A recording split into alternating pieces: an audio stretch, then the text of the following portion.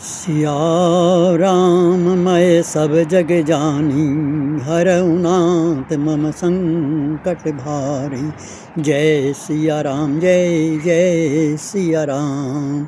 Doctor बालादत्त। Sundarkand की series में आज मैं आपको उसके बारे में कुछ बताऊंगा। सुंदरकांड रामचरितमानस का सबसे सुंदर अध्याय माना जाता है। इसमें महावीर हनुमान जी की वीरता, धीरता, सफलता की गौरवपूर्ण गाथा कही गई है। ऐसा माना जाता है कि किसी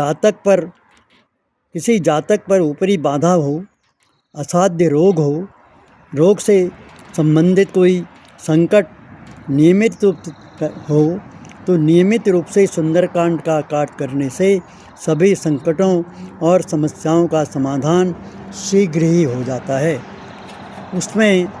उसको पूरी तरह समझने की आवश्यकता है।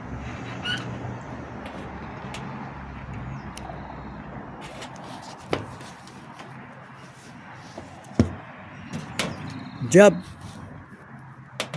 वानरों का दल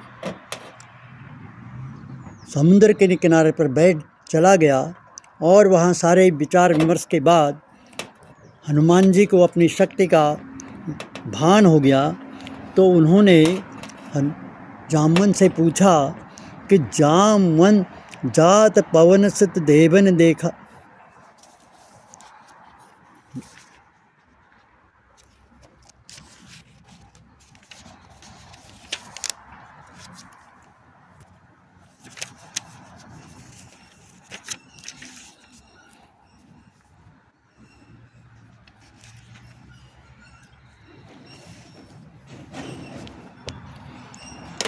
जामवंत के वचन सुहाए, सुनि हनुमंत हृदय अति भाए।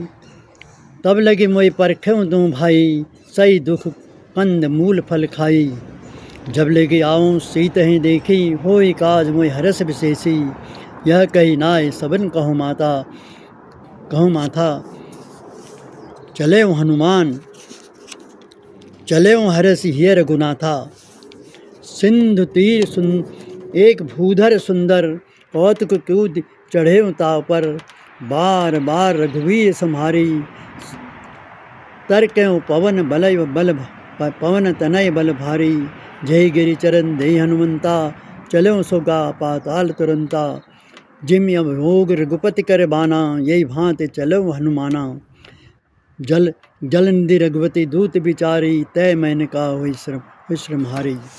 जब वो जाने लगे तो उन्होंने ये कहा कि आप मेरी प्रतीक्षा कीजिए, जब तक मैं लौट कर ना आऊँ तब तक आप यहीं रहिए। और इस समुद्र में आपको ज़्यादा चीज़ें तो नहीं मिलेंगी, बहुत कष्ट उठाना पड़ेगा, लेकिन कंद मूल खाकर आप मेरी प्रतीक्षा कीजिए। ये कहकर हनुमान जी ने प्रस्थान किया और जैसे ही वो चले तो उनको बहुत सारे पर्वतों के साथ में आगे पीछे चलते रहे। और जैसे ही वो आगे चले तो उन्हें नगर में प्रवेश करने लगे तो उससे पहले सुरसा नाम की एक राक्षसनी, एक देवताओं ने सुरसा को हनुमान जी के शक्ति और उनके साहस के बारे में जानने के लिए भेजा। सुरसा ने आकर कहा, आज तो मुझे देवताओं ने बहुत अच्छा भोजन भेज दिया है, आज मैं तुम्हें खा जाऊंगी। तो हनुमान जी ने कहा, माता मैं एक विशेष काम के लिए जा रहा हूँ, जिसमें रामचंद्र जी का काम है, जिसमें सीता जी की खोज लाकर मैं रामचंद्र जी को बता दूंगा, उसके बाद लौट आऊँगा। लेकिन वो किसी तरह नहीं मानी।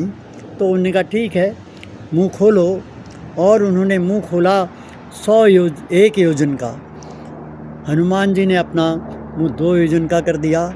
इस तरह की क्रिया चलती रही अंत में उन्होंने अपना मुंह 100 योजन का बनाया तो हनुमान जी अपना छोटा सा रूप बनाकर उनके उधर में चले गए और आ कर के उधर में घूमने के बाद आकर कहा, माता मुझे अब विदा दीजिए। तो उन्होंने कहा कि हनुमान, तुम तो बल बुद्धि ज्ञान के निधान हो, ये मुझे पता लग गया है। अब तुम जाओ, श्री रामचंद्र जी के सभी कामों को अच्छी तरह चातुर्य के साथ करके आना।